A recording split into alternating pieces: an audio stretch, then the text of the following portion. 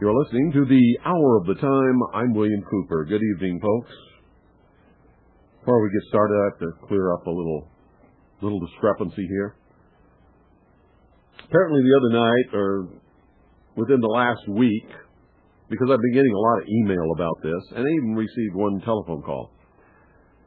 Apparently somebody called the Alex Jones broadcast and asked him why he didn't have me on the air, or asked him something about me.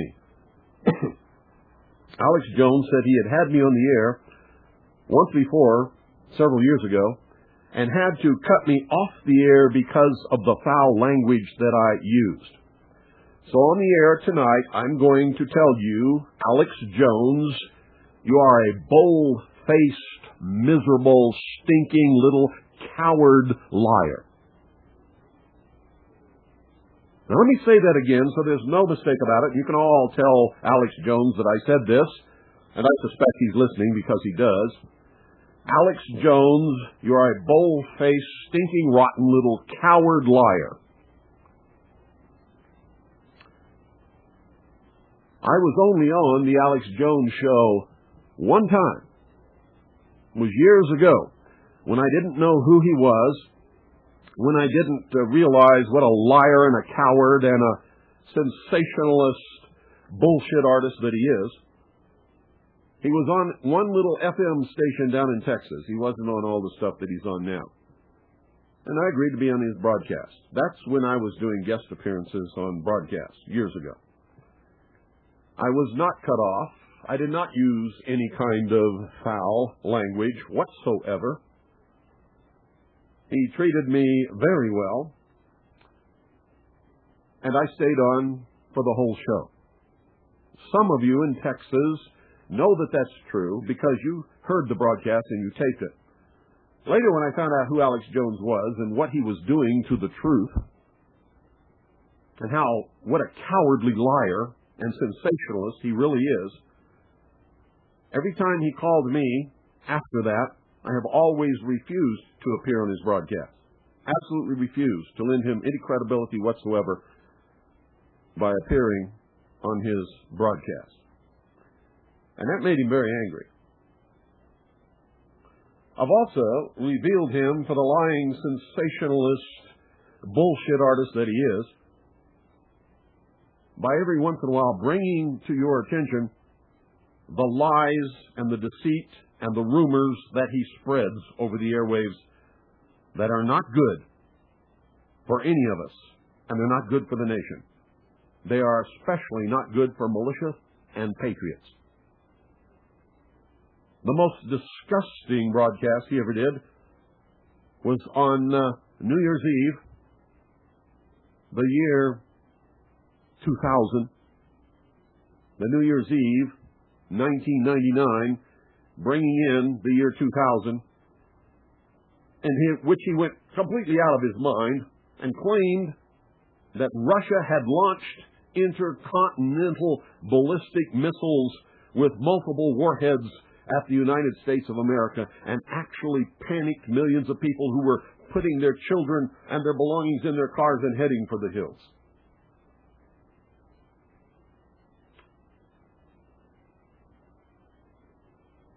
Now, there's lots of things that can be said about me. Nobody needs to lie about me.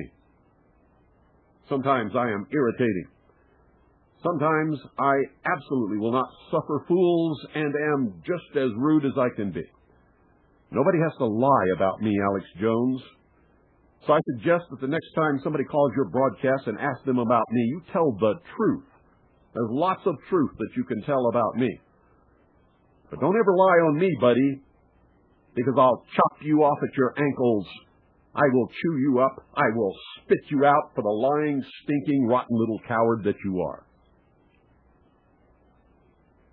And that, ladies and gentlemen, is all I have to say about Mr. Sensationalist, lying, rumor-mongering, bullshit artist, Alex Jones.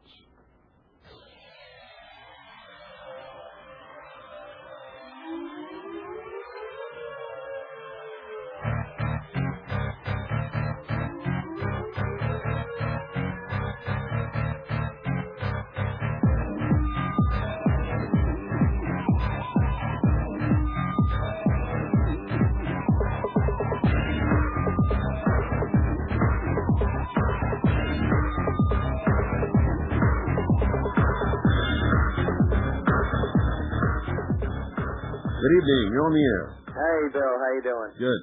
Hey, I just wanted to confirm to you. I called a few weeks ago before the attack happened. Mm-hmm. And I was driving home from Maine, because that's where I'm from. I live in New Hampshire. And I was pulled over by customs. And this was about a week and a half, I'd say. And another party of mine, a buddy of mine, they were pulled over by it was a roadblock of customs.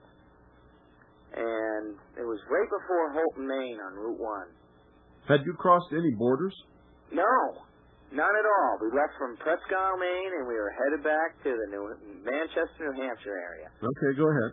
And from what I understand now is they got a slew of illegal Mexicans working up there in the fields. But it just made me a little suspicious because I've lived in Maine my whole life. And I've never had customs or anything like that unless I was going across the border. Well, they don't have a right to do it unless... Of course they don't. Unless they have a warrant. Are you crossed the border? I'll tell you what. When I got pulled over personally, they asked me for a driver's license, but they never ran it. He looked at it, gave it back to me, and said, "You're okay."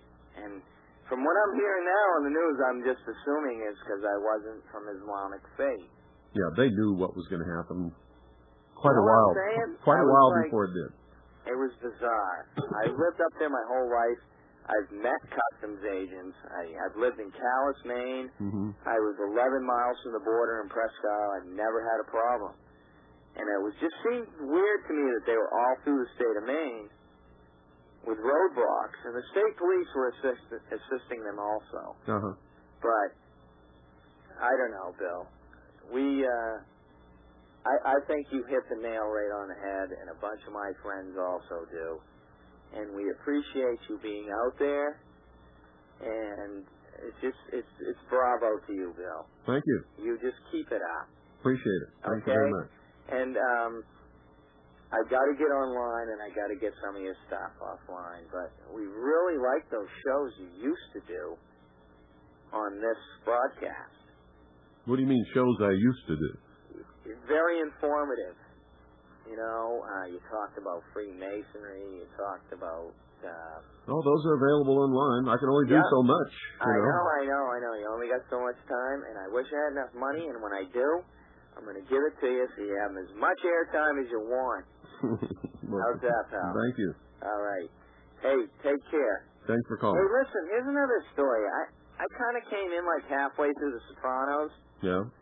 That's a great series, by the way. I think it's cool, but I'm just comparing it with your life, I mean. Yeah. I don't really understand or know what happened with your wife and your child. I sent them out of the country. The government issued a warrant for the arrest of my wife. They were going to throw her in prison. She never has done anything illegal or unlawful. She's not a criminal, period. This is how the Gestapo in this country works. What they were going to do is arrest my wife, and then they were going to use her to make me an informant for them. They would say, if you agree to be an informant for us and rat on the militia and all of the Patriot movement and be a spy for us, then we'll drop all the charges against your wife. That's the way they work. And so to prevent them from using my wife against me, I sent my wife and my children out of this country. They are safe. See, that's what worries me about the state of emergency we're in and constitutionality. It should. In a state of emergency, there really is no constitutionality. Right. They throw it in the can, just like Clinton did, and we weren't even in a state of emergency. Well, we've been in states of emergency off and on. Oh, yeah, he used that forever. as a benefit for a lot of things. But what worries me is in the constitutionality, where are our rights right now? They're wherever you're willing to draw a line and say, you cannot come across this line or I'll kill you. That's where your rights are. Thanks for calling. Thank you, Bill. And if you don't understand that, folks, then it's beyond my capability to explain it to you. They will get away with whatever you let them get away with. And until you draw the line and you're willing to die for what you believe in, they will keep taking and taking and taking and taking until there is no more to take. It's all gone, and you're a slave. Good evening. You're on the air. Yeah, hi, Mr. Cooper. Hi. Listen, that Alex Jones interview was directly after you published the Veritas June 26, 1998 issue about the Cooper family being targeted by the feds. Yeah. Yeah, I heard it. Yeah, back in 1990. Did he kick me off the air? No, he's a liar, and you've pointed it out, and I heard that interview, and you were nothing but cordial. Yeah, well, that's the truth. That's the truth. Thank you. Thank you, Virginia. Bye-bye. Alex Jones is a miserable, rotten, little, stinking, cowardly, bold-faced liar. Boy, you know, all of these people ought to know better than to mess with me, because I don't take any crap from anybody. And if I'm not afraid of the whole machinations of the entire government Gestapo, what in the hell makes Alex Jones think that I would ever be afraid of his cowardly little rotten butt? Good evening. You're on the air. Yeah, Bill. Mm-hmm. I just wanted to let you know I verify what you said about that Alex Jones interview. They had it archived on the internet at one time, and I did hear that interview, and there was nothing wrong with what you did. And I wasn't thrown off the air, was I? Not a bit. No. And that's the only interview I ever did with Alex Jones. As soon as I found out what he was doing and who he really was, he's called me back at least 100 times since then, and I've always told him to take a hike. So anyway, thank you. You bet. I appreciate that. 520-333-4578 is the number.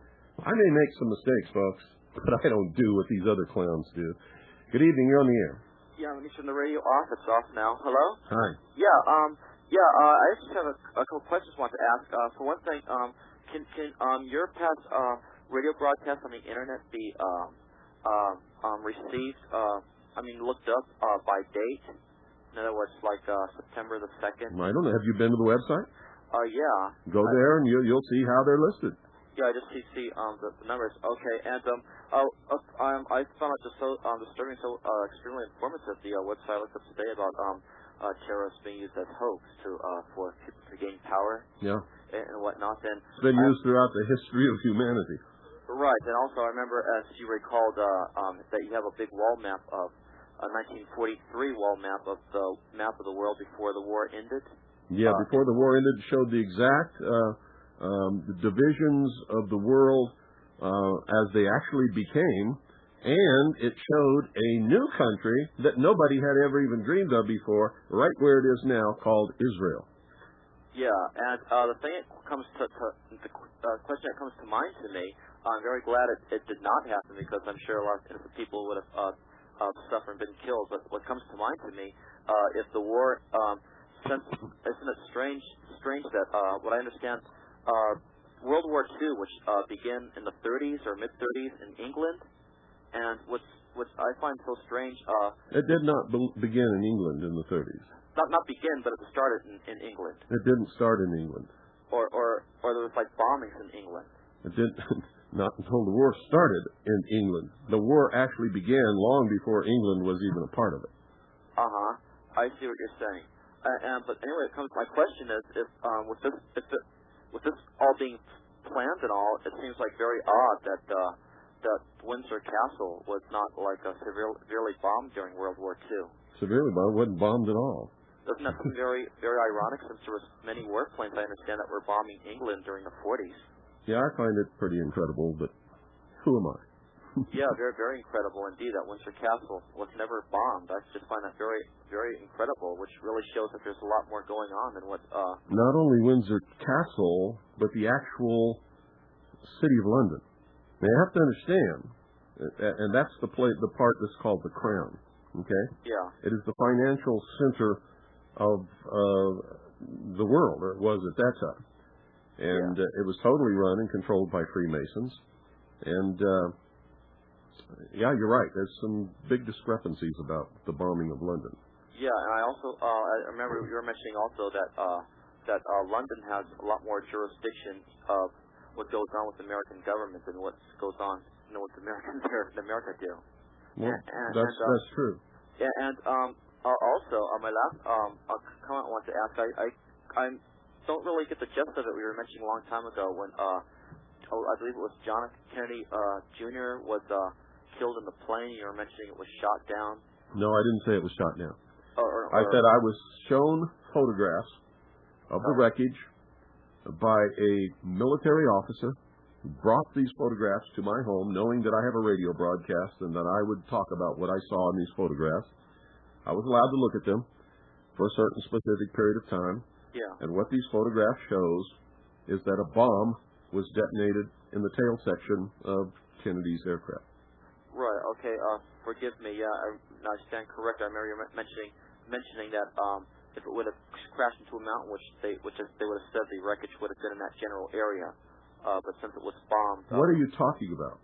I remember you were mentioning about how the pieces of the plane. Well, pieces of what plane? You're skipping around like a of John F. Kennedy's plane. They were scattered around. They were right there. Oh, okay. Okay. They were over this section of ocean. Okay, and you said it was a war against Illuminati and someone else? I don't know what broadcast you were listening to, mister, but it wasn't mine.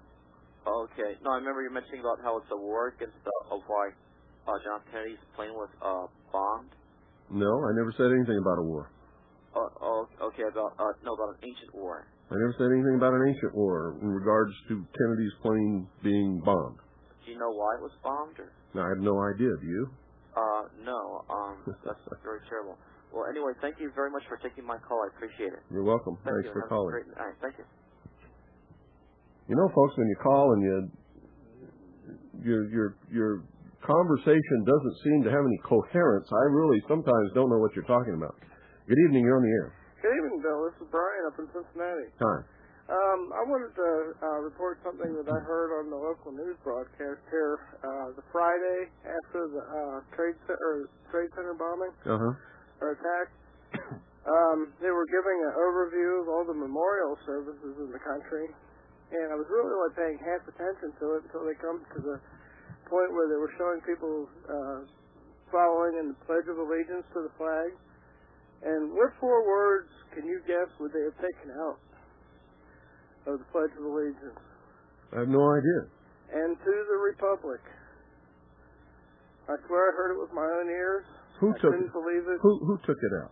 I don't know if it was edited out by the people who put on the news broadcast that night, or it was actually during the day, during that particular ceremony. But they had a bunch of people reciting the pledge to the flag, and they were standing in front of the giant American flag. And on this news broadcast, on the 11 o'clock news, now this is my own local news. This wasn't the national broadcast. It was the local news. Someone, or by purpose or by accident, left out "and to the Republic." Well, it wouldn't be by accident. They either know the pledge or they don't. Right, that's what I mean. And I find it very difficult to believe that they would know all of the words except for those 4. So it had to be an intentional omission. Right, that's what hit me at, because I was stunned when I first heard it, because I had to read it over my mind myself. Haven't you heard? This is a democracy. Yeah. Haven't you heard Larry King talking about our democracy? Yeah. Well, Larry King must be ignorant, huh? Well, the Cincinnati talking heads are even worse. There was a guy that called in the other day, and he was saying, we all got to have this national ID card with our digitized thumbprint on it and a photograph of us. That's the only way they can make sure they can identify us. Well, they don't. And I'll be glad to get one. They even got a new technology now where they can implant a computer chip right inside your hand. I couldn't believe it. These people were, that sounds like a great idea. Well, I think they ought to take people like him and perform transplants and trade his brain for a quart of buttermilk. Yeah. And, let him loose in the field. And that would be worth the buttermilk. Let them graze and moo and, chew their cud. Well, they've already been given over to their own depraved minds now, haven't they? They don't have any minds. They don't have any minds. Yeah, these are stupid people. Yeah.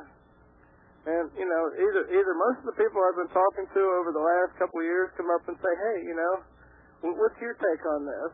Or they come up and cuss me out and tell me I'm wrong and, I'm a sheep and an idiot and all that thing. So I know what it's like being in the, receiving end of people's ill will. Another thing that happened up here recently in Cincinnati, you remember the police shooting that caused all the riots and stuff here in Cincinnati? Yeah. Well, just I think it was yesterday or today. They just handed down the verdict, which was one judge, making a decision in the case, no jury, but they found the officer not guilty of negligence or homicide in the death of the individual. And because he chased this guy down a dark alley, and the guy had baggy pants on, and he kept trying to pull his pants back up so he wouldn't trip and fall.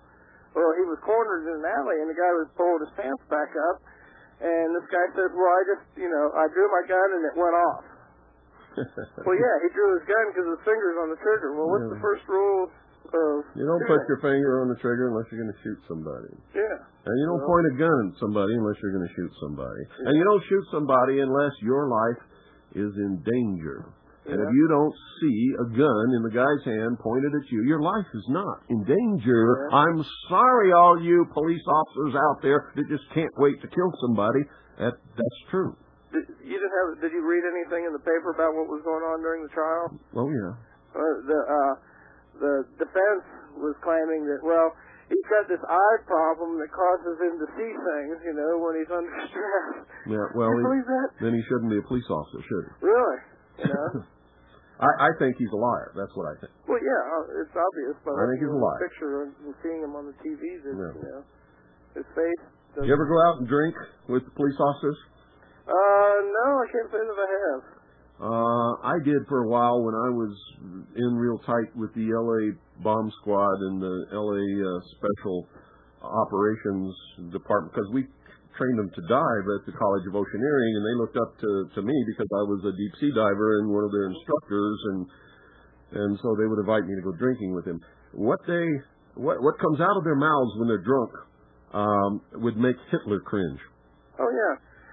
I used to work with a guy that was in the firefighters, and he told me about some things about high-level union people that, would just shock and amaze you, but, they're just gross individuals. Yeah, they are. Sick and depraved minds. They are. They're haters of God, they're haters of people and men. And they can't wait to kill somebody. Yeah. They just really enjoy that. It seems like it adds a little star to their eternal crown or something. Thanks for calling. Okay, thank you, Bill. 520-333-4578 is the number. Now, don't get me wrong, folks. Not all police officers are that way. But more and more of them are becoming that way because they're edging out. They're forcing out of the police departments all over this country the good cops who are the elderly cops now. They don't get promotions. They get edged out or they retire. They're forced to retire. Good evening. You're on the air. Hi, Bill. Listen, I was listening to you the other night. Let me turn my radio down. And you were mentioning how is it the white papers that Bush is publishing to all the countries in the world where he's going to list all the terrorists? No, I never said anything like that. No, you didn't say that, but you said you just prefaced this that you were listening to my broadcast, and then you asked that question as if I said it. No, wait. What you said is that you watched they're going to put these militias in America on this. No. That's not what I said. I said sooner or later they're going to have to define the word terrorists. And we will know what they're up to when they do it. And it wouldn't surprise me to see American patriots and militias somehow twisted into this definition. Okay. Excellent. I wish you guys, when you listen to me, would really listen to me. We try. We record. Well, most of the time you hear what you want to hear, or you hear something that I never said. And that bothers me. That's not true, Bill. Well, what you said had nothing to do with what I said. That's not true. It is true. You want me to play it back? I take this broadcast every night. I got a tape running right here. I can play back your words for you if you want me to. Okay, but I didn't mean what I said. I like your response. Usually you don't mean what you say, and that's the whole problem. Thanks for calling. 520-333-4578 is the number. It really bothers me when I say something on the air and you hear something completely different that I never said at all. That's disturbing. That's really disturbing. Good evening. You're on the air. Hi, Bill. This is Tim. Hi. Haven't they already defined who terrorists are? The Project Megiddo came out. Project Megiddo. What is Project Megiddo? That was the FBI thing that... How do you know? Well, I read it on the net. You read it on the net. Yeah. You know something? I could sit down tonight and write all kinds of fictions and post them on the net and say the FBI did it. Would you believe them?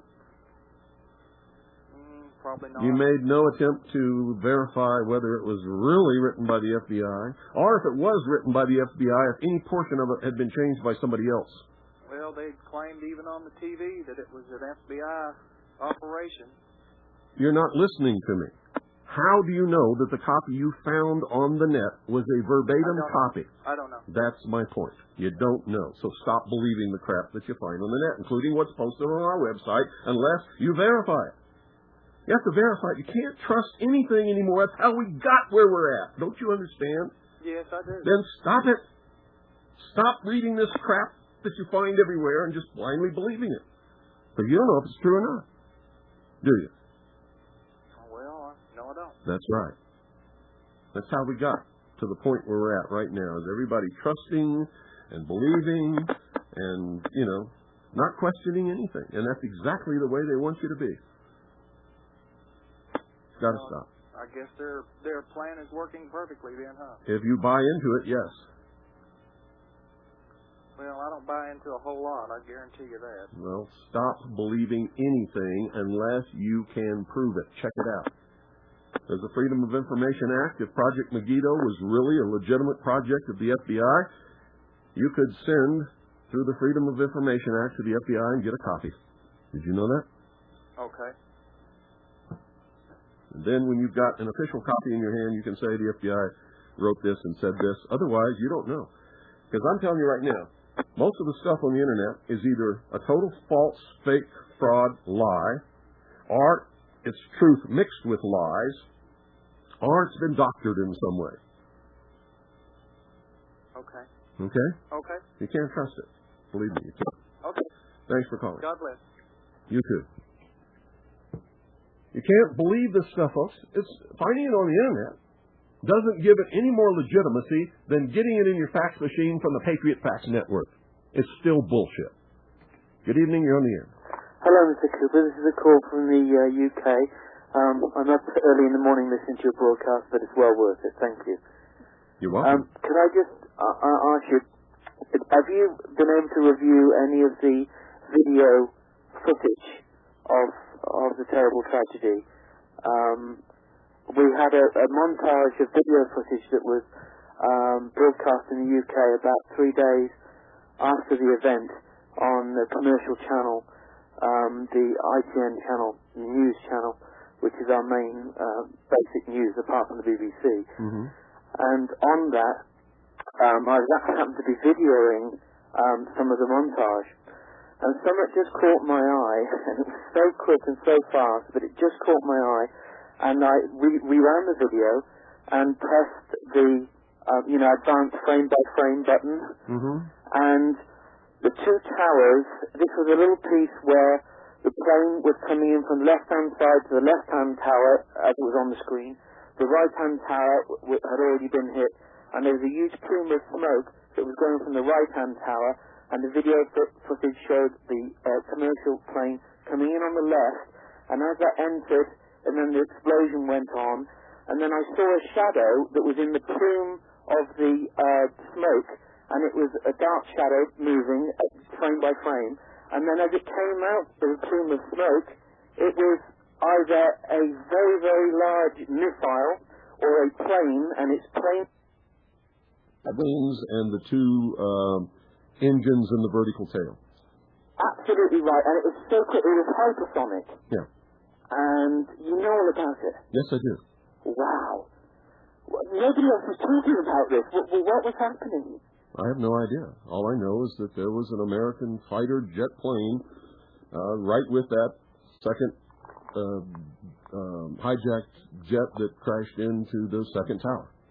Absolutely right. And in the newspapers, the couple of days afterwards, there was an image of a supposedly very top secret fighter plane that's very, very fast, and it looked exactly like that. Yeah.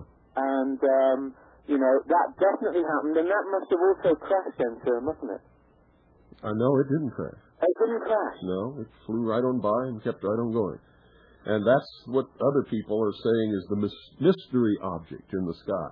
And they claim that it hovered, but it doesn't hover. It's moving away. And so it looks like it's not going in any, but it is. It's moving away. But, you know, on the screen that I was watching, though, if you saw the angle of it coming down, it looks as if it could only crash. No, it didn't crash. It went right by the building and right on the other side, and then it turns and goes directly away from the camera, and it looks like a white object in the sky. And some people have, listen to Art Bell. If you get him, he claims it was a flying saucer. Oh, yeah. Well, this thing was actually dark in color that I saw that got on the screen, and it's actually dark. Without a doubt, it's either dark metallic gray or black. Well, it depends upon exactly where in the frame that it was. When it reached the other side of the building, it was in full sunlight, and it looks like it's white. Right, I see. Okay, well, I'm just amazed, but shouldn't be amazed with you. I listen to you all the time, that you knew about it. It's fantastic. Oh, yeah. At least you know. Thank you very much for your program, and we're all rooting for you, sir. We really are, and America. You're welcome. Thank you. Bye-bye. Thank you for calling. 520-333-4578 is the number. That's right, folks. And the plane that went down in Pennsylvania was accompanied for many miles by at least one F-16 American fighter, which shot that plane down. Good evening, you're on the air. Hey, Bill, this is Mike in Canada calling. I thought I might give you a laugh here. Our federal government said yesterday it has frozen the finances of terrorist groups and individuals in Canada, but later refused to say whether any such assets exist. Well, of course. And of course they can't name the terrorist groups because they don't know who they are, do they? I guess not. Why can't they publish the names of the terrorist groups and tell in the newspaper exactly what funds on deposit at what banks were frozen? For everyone's benefit. Yeah, I'm telling you why they can't. Because they haven't done any such thing. It's bullshit. Another thing, you mentioned Larry King earlier. About 2 weeks before the September 11th event, he was a guest sitting around the fire with George Bush Sr. And it was really a media job, just making him look like your favorite grandfather and actually reading old letters, love letters he sent to his wife. I don't know whether it was just timely or not, but it'd be interesting to hear some love letters to Noriega or China and whoever else he knows. It just seemed like such a con job. It is. It's a media circus designed to propagandize the sheeple out there. So that's what it is. Thanks, Bill. Good night. You're welcome. Thanks for calling. 520-333-4578 is the number. It's your turn to call, Poopy. Pick up the phone and dial it. 520-333-4578. Good evening. You're on the air. Hey, Bill. Yeah. Make no mistake about it. I trust no one. Good for you. I trust no one. I'm the guy that's called. I didn't mean... Goodbye. 520-333-4578 is the number. Don't take what I say on this broadcast personally. I use your call to educate millions of people. And if you're wearing your heart on your sleeve, you better not ever call this broadcast. Good evening. You're on the air.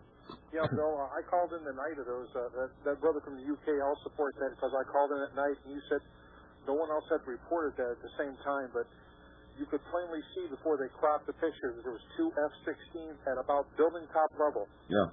Maybe 50 feet below that airliner when it came in. So that means they were escorting that jet. Either they couldn't shoot it down, or they couldn't talk it down, or they were escorting it in there and showing it where to go or something. I hate to say.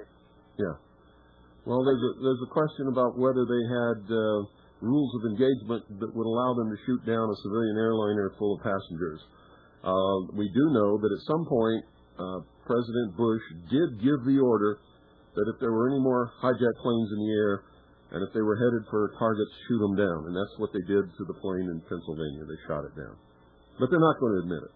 That's correct. I heard a report on that a plume of smoke came out of the engine, and that one person said no one in the cockpit could make that happen. So that had to come from the outside. Yeah, it was the F-16 fired a heat-seeking missile that went right up the exhaust of the engine and blew the wing off. I certainly believe that. And the way they use this spin doctor that we're all watching and paying for this, being indoctrinating, they deserve a reward and they should be shot. Given a medal and shot, I think. Who should be given a medal and shot? The people that are controlling this whole thing and pulling the strings on this indoctrination device, this one-eyed demon in your living room floor. No, I wouldn't want to give them a medal. I just want to shoot them. In fact, I'd rather hang them. I'd rather hang them in Times Square at high noon and let the whole nation watch it on television. The way everything goes so smoothly for them, would you admit that it's almost demonic in its nature? Let's not get into religion. Let's not get into demonic. You want to talk about demons, call Art Bell. Okay? Thanks, Bill. You're welcome. 520-333-4578 is the number. No, demons didn't do it, folks. Demons didn't do it. People did it. People did it. God didn't do it. People did it. Makes me sick to hear these people say, it's God's will. It's not God's will. It was people's will. Good evening. You're on the air. Yes. When are you going to fix your Majesty 12 page? There's a CIA document missing. I have no idea. The website's huge. You need to talk to the webmaster. The webmaster? So you need to go to the site and email the webmaster. Do you think there's any validity in how the Japan report that Pentagon is recommending tactical nukes against Afghanistan? No. I think that's purely conjecture, and if the Pentagon were recommending any such thing, they certainly wouldn't tell anybody that would go and report it on the news. Okay, thank you very much. You're welcome. Bye-bye. 520-333-4578 is the number. But I will tell you this, if anybody else used nuclear tactical weapons or nuclear weapons of any kind, we would certainly not hesitate to retaliate with atomic weapons. That I know about the military. Good evening, you're on the air. Good evening. This is Chet from New Jersey. How are you? Good. I'd like to thank you for a bit of phraseology I have not heard for 2 decades. And it made me smile, and I will certainly use it. And your phraseology was to suffer fools. And I would just like to thank you for saying that tonight. You're welcome. And it's true. I do not suffer fools, period. Have a good evening. You too.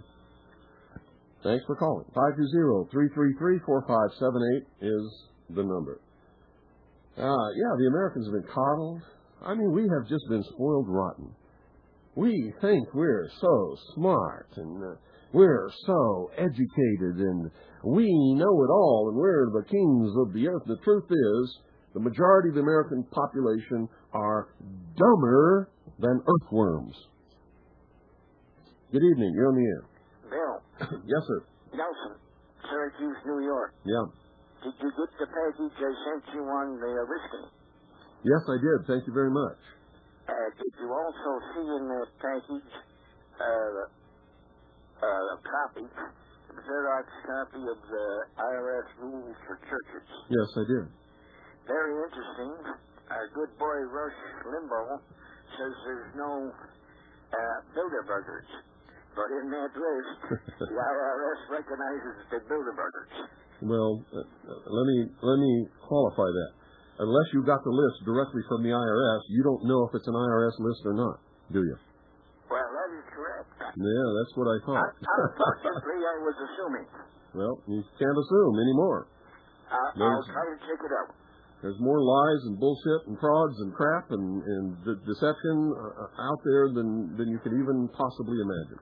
Over 95% of everything that you ever see is a lie. Right. Very good. Thank you, sir. You're welcome. Yep, I got what you sent me. But just because it says IRS at the top don't mean it came from the IRS. Good evening, you're on the air. Hello. Hello, Bill. Yes. The early days of tragedy, you had said that the building was brought down from the bottom down. Are you still holding to that position? I believe one of them at least absolutely was, yes. Okay, because I was just looking back at the building number 7, the third one that came down, and that was clearly from the bottom down. You're absolutely correct on that one. Yeah.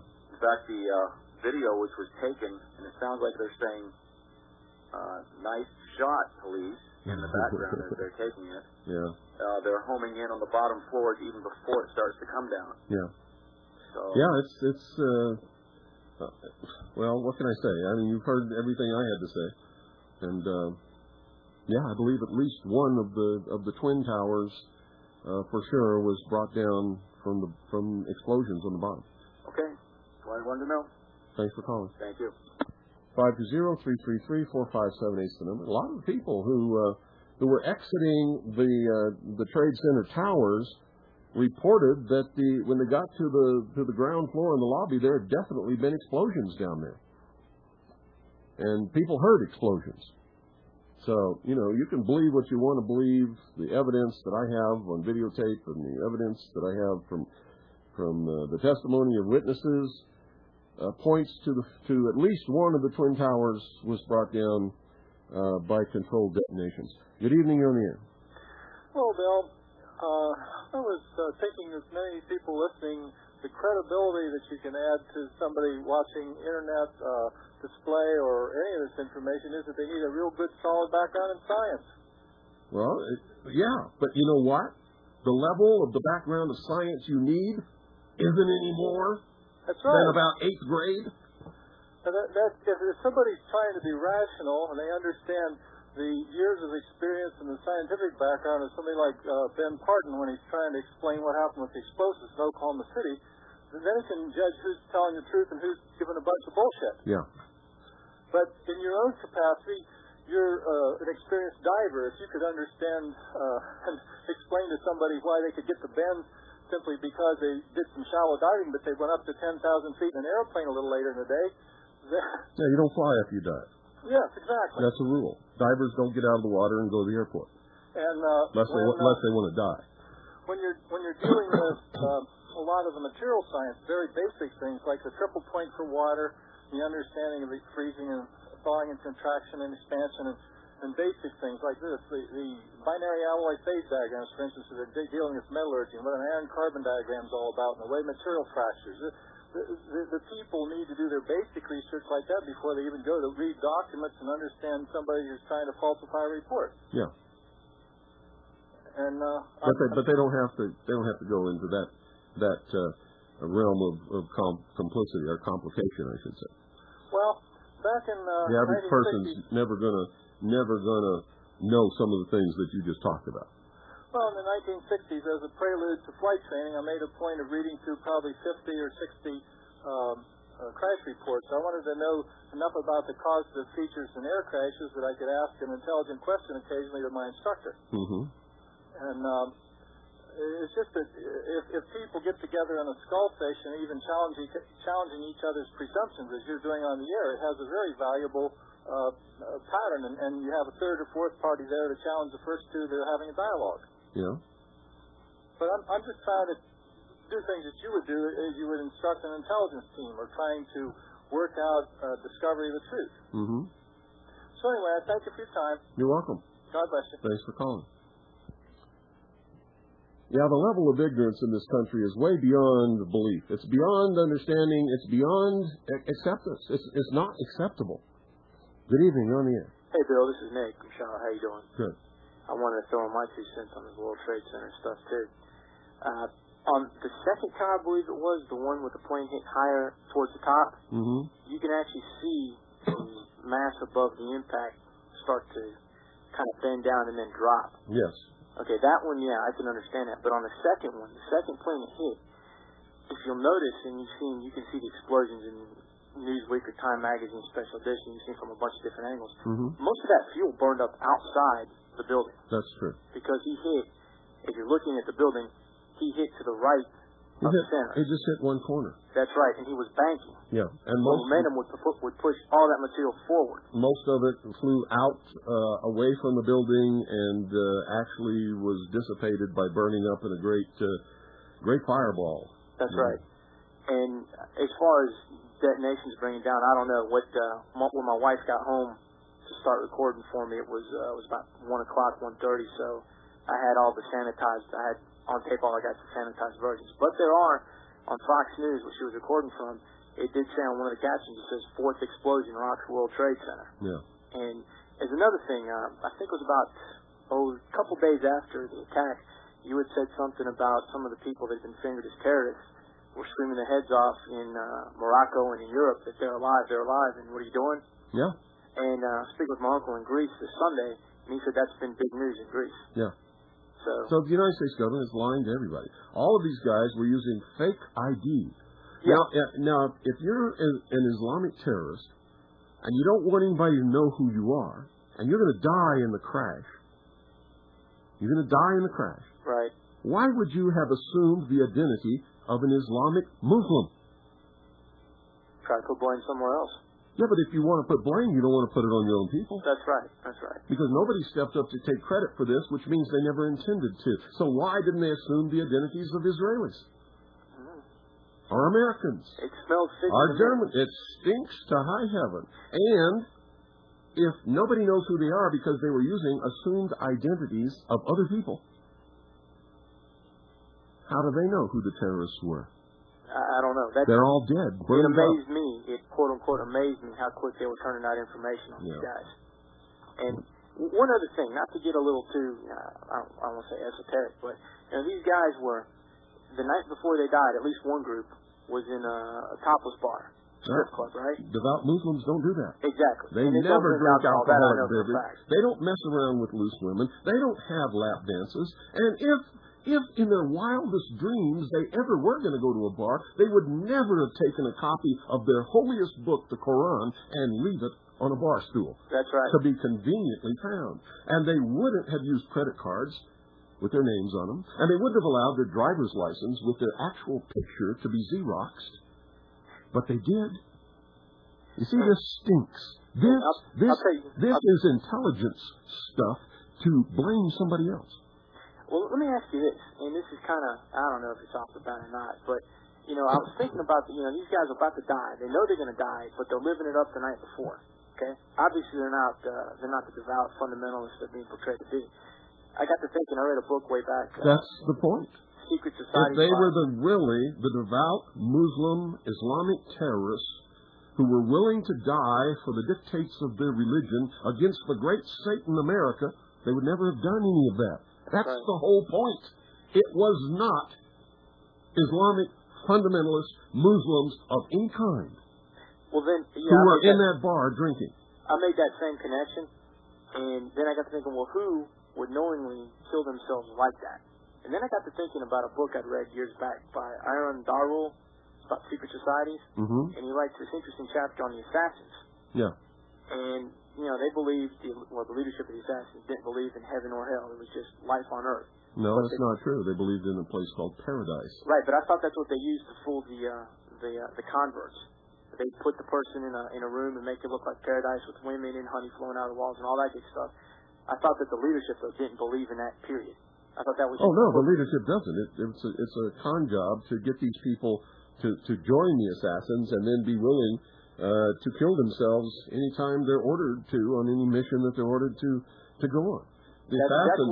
The assassins ceased to exist hundreds of years ago. Okay, that's what I was going to ask. That's what these guys sounded like. But... Well, you can accomplish this with any secret society. This is true. This is very true. Okay. Well, appreciate it. You're welcome. Good night. Thanks for calling. 520-333-4578 is the number. Good evening. You're on the air. Hi, Bill. Yeah. Talked with General Ben Parton a couple of times since this tragedy, and he's claiming that, in contradistinction to what he said about Oklahoma City, that these jets could have and did, in fact, take those buildings down all by themselves. He's welcome to his opinion. I can tell you that at least one of those buildings fell from the bottom. Okay, would you consider talking to him about that and you guys getting together on the same page? No. Be helpful to the Patriot community in general. No. Okay, fine. Listen to me very carefully. I don't give a damn about the Patriot community in general. I do my own research. I document what I find. It's based upon evidence. Okay?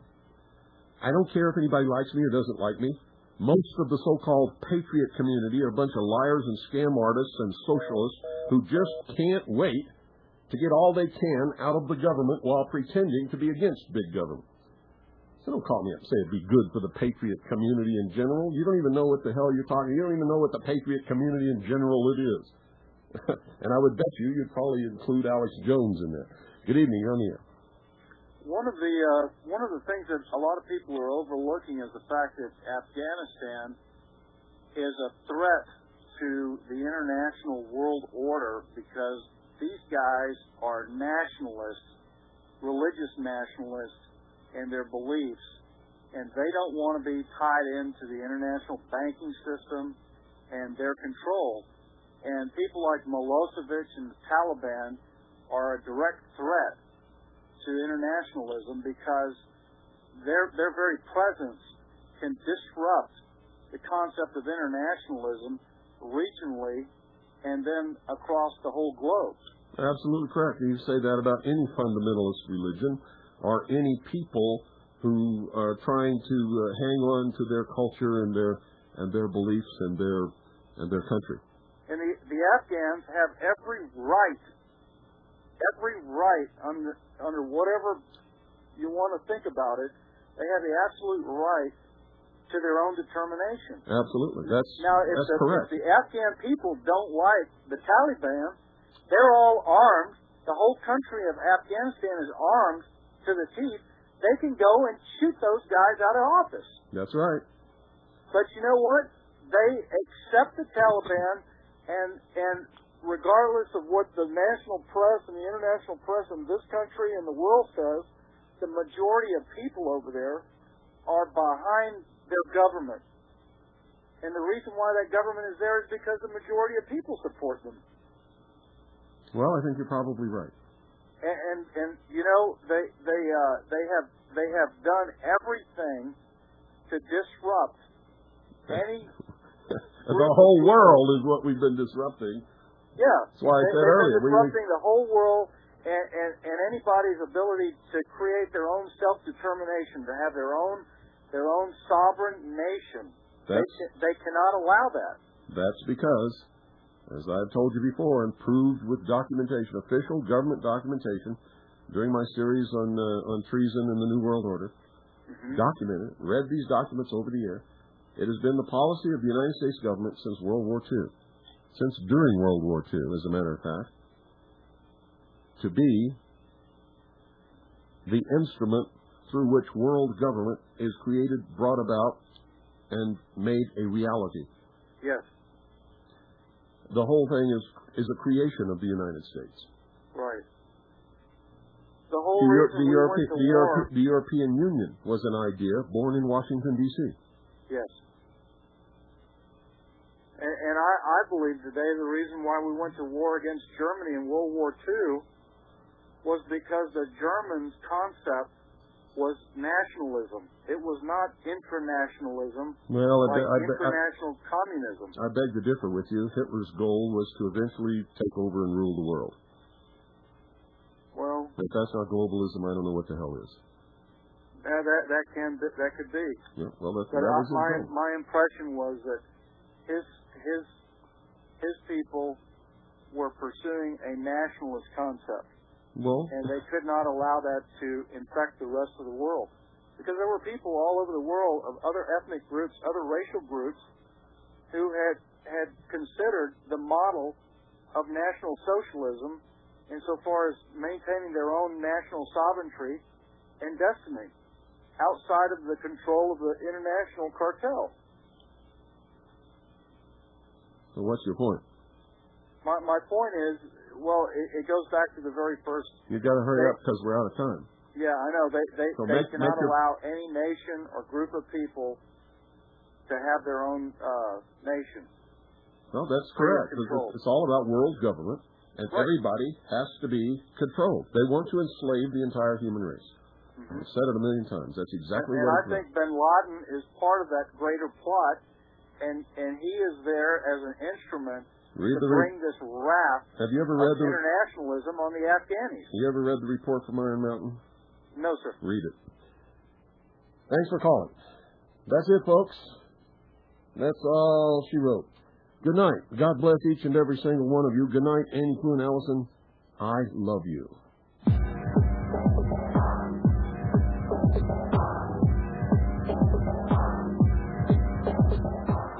Did you hear Larry King live tonight, folks, where Alexander Haig and Cap Weinberger We're talking about how these terrorists were so despicable because they attacked civilians, and they killed over 6,000 civilians, and we've never done that in our history, and it's such a despicable thing. We always only attack military targets. That's a bold-faced lie. We bombed the city of Dresden in World War II with firebombs and killed over 150,000 in one night. Women and children and old men, all civilians, all non-combatants. Alexander Haig, Casper Weinberger, you're liars. You lied tonight. We also bombed Hiroshima and killed over 150,000 or more civilians, non-combatants, including American prisoners of war who were in a camp there, including two of the largest Christian centers in Japan. Did the same thing in Nagasaki. Alexander Haig and Cap Weinberger, you lied tonight on the Larry King broadcast. And I don't like liars. I don't like hypocrisy. Tell the truth, or shut up. Don't miss tomorrow night's broadcast, the hour of the time. You're listening to William Cooper, the most dangerous radio host in America, and now you know why.